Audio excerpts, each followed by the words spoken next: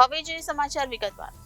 ભરૂચ જિલ્લામાં અનેકવિધ પ્રશ્નો પડતર રહેવા પામ્યા છે, ત્યારે હાલમાં લોકસભાની ચૂંટણી ટાણે એક નવો ફણકો ફૂટી રહ્યો છે, જેમાં વર્ષ 2019થી માછીમાર સમાજની આલિયાબેટની જમીન ફાળવવા માટેની દરખાસ્ત જિલ્લા કલેક્ટર કચેરી તેમજ રાજ્ય સરકારના પાણી પુરવઠા અને કલ્પસર વિભાગને રજૂ કરી હતી, પરંતુ આ દરખાસ્તને ગંભીરતાથી નહીં લેવાતા માછીમાર સમાજ હવે લડાયક મૂડમાં છે અને તેના અનુસંધાને માછીમાર સમાજ દ્વારા આજરોજ આવેદનપત્ર આપવામાં આવતા જિલ્લા સમાહર્તા અને ઉગ્ર આક્રોશ સાથે રજૂઆત કરવામાં આવી હતી। રાજ્યના મુખ્યમંત્રી અને કલેક્ટરને ઉદ્દેશીને આપવામાં આવેલ આવેદનપત્રમાં ભાડભૂત ગામ નજીક ભાડભૂત બેરેજ યોજનાનું કામ ચાલી રહ્યું છે, તે યોજનાથી માછીમારીની પરંપરાગત રોજગારી સાથે સંકળાયેલા સાગરપુત્રોની જીવન નિર્વાહ માટેની આજીવિકા છીનવાઈ જવાની ભીતિ અગાઉ પણ લેખિત મૌખિક રીતે અસંખ્ય વખત રજૂ કરી હોવા છતાં તેની કોઈ ગંભીરતાપૂર્વક નોંધ લેવામાં આવી નથી। તેમાં એક વખત તો માછીમારોના લોહીથી અને ચાંદીનું પણ આવેદનપત્ર આપીને રજૂઆત કરવામાં આવી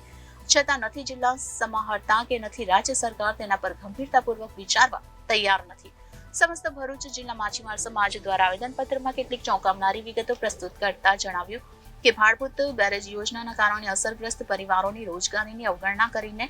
આલિયાબેટ મુકલાદરા તાલુકો વાગરા જિલ્લા ભરૂચ સીમમાં આવેલ જમીન રિસર્વે થયેલી જમીન કતપુર તાલુકો હાંસોટમાં બિનનંબરી બતાવીને અને જૂની ફાઇલમાંથી નકશા બદલીને ખોટા નકશા અને ખોટી કાર્યવાહીના આધારે માછીમાર સમાજને ગુમરાહ કરીને ભરૂચ જિલ્લા બહારથી કચ્છ ગાંધીધામની એશિયન સોલ્ટ પ્રાઇવેટ કંપની તથા નિર્વાણ સોલ્ટ પ્રાઇવેટ કંપનીને રીઓપન કરીને માત્ર 6 મહિનાના ટૂંકા ગાળામાં જ 5547 એકર એટલે કે 22.43 કિલોમીટર જેટલી માતબર જમીન ફાળવી દેવાતા કેટલાક અસમાનતા રૂપી અને રોકેટ ગતિએ મંજૂર કરવાની બાબત અનેક વ્યવહારોના સવાલ ઉભા કરી તે સ્વાભાવિક છે। જો આ રોકેટ ગતિએ આલિયાબેટની માછીમારોના હક અને અધિકારની આંદોલન પૂર્વે અપાયેલા વચન અંતર્ગત માતબર જમીન જો આ બે કંપનીઓ પાસેથી સરકાર પરત નહીં લે તે માછીમાર સમાજ પુનઃ આંદોલનનો રણશીંગો ફૂંકશે, તેની સંપૂર્ણ જવાબદારી રાજ્ય સરકારની તેમજ સ્થાનિક સરકારી તંત્રની રહેશે। જ્યારથી ભાડભૂત બેરેજનું કામ શરૂ થયું ત્યારથી માછીમાર સમાજને અંદાજિત 500 કરોડનું આર્થિક નુકસાન વેઠવું પડ્યું છે, ત્યારે મહામોંઘવારીમાં માછી સમાજના પરિવારોની આજીવિકા બાબતે આજ દિન સુધી કોઈપણ પ્રકારનું વળતર પણ ચૂકવાયું નથી। એક તરફ વાગરામાં સ્થાપિત માતબર ઉદ્યોગમાં સ્થાનિક 85% સ્થાનિક લોકોને રોજગારી અપાતી નથી, ત્યાં માછીમાર સમાજની પરંપરાગત માછીમારીની રોજગારી છીનવવાના પ્રયાસો કેટલાક યોગ્ય? મારું નામ સુનિલ કુમાર માછી છે। હું હાલ ભારભૂત ગ્રામ પંચાયત સરપંચ તરીકે ફરજ બજાવું છું। આજ રોજ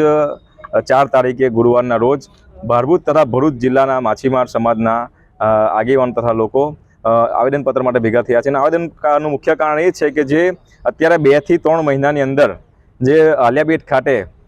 9250 એકર જમીન અને બીજી 900 એકર 9250 જે એશિયન સોલ્ટ કંપની અને બીજી જે 900 એકર નિર્વાણ સોલ્ટ કરીને કંપની છે એને જે સરકાર તરફથી ફાળવી દેવામાં આવેલી છે એ રદ કરવા માટે ખાસ તો અહીંયા આવેદનપત્ર માટે આવ્યા છે કલેક્ટર સાહેબને। અને બીજી વાત એવી છે કે 2019માં જ્યારે માછીમાર સમાજનું 2017થી આંદોલન ચાલી રહ્યું છે અને ત્યારે 2019ની અંદર સરકાર સાથે વાટાઘાટો થઈને આ જે આલિયાબેટની જમીન ઉપર આપણે જે માછીમાર સમાજના લોકોને તળાવ તથા ઝીંગા ઉછેર તથા અન્ય એક્વાકલ્ચર માટે જમીન આપવા માટે વાત થઈ અને એના આધારે જે આંદોલન આપણે થોડા નરમ વલણથી ચલાવવામાં આવ્યું હતું એ આજે સરકાર માછીમાર સમાજ જોડે દગો કરી રહી છે એવું લાગી રહ્યું છે। એનું કારણ છે કે આટલા વર્ષોથી જે લડાઈ ચાલુ છે એને માછીમાર સમાજ પણ લીઝ પર જ જમીન માંગે છે। જે 15,000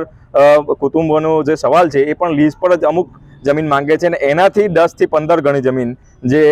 જે બિઝનેસમેન છે જે બે જ માત્ર કંપનીને 10,000 એકર જમીન આપી દેવામાં છે એ બદલ એ માછીમાર સમાજ વિરોધ દર્શાવે છે અને આ આગામી ધોરણોમાં જો આ